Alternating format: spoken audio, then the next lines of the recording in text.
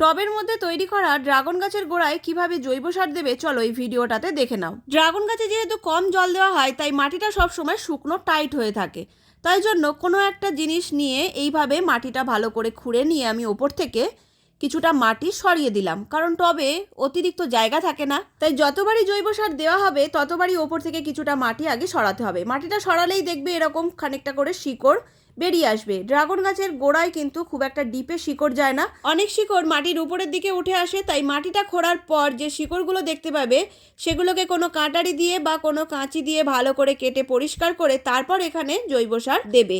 আমি এখানে দিয়েছি পুরানো গোবর সার আর ভার্মি কম্পোস্ট মিক্সড করে। আমি সবসময় ড্রাগন গাছের গোড়ায় পুরানো গোবর সারই ব্যবহার করি, তবে পুরানো গোবর সার একটু কম ছিল তাই ভার্মি কম্পোস্ট মিক্সড করেছি। যে সকল বন্ধুরা পুরানো গোবর সার পাচ্ছ তারা পুরানো গোবর সার দিতে পারো, না পেলে ভার্মি কম্পোস্ট আবার এরকম দুটো একসাথে মিক্সড করেও দিতে পারো, একই কাজ হবে।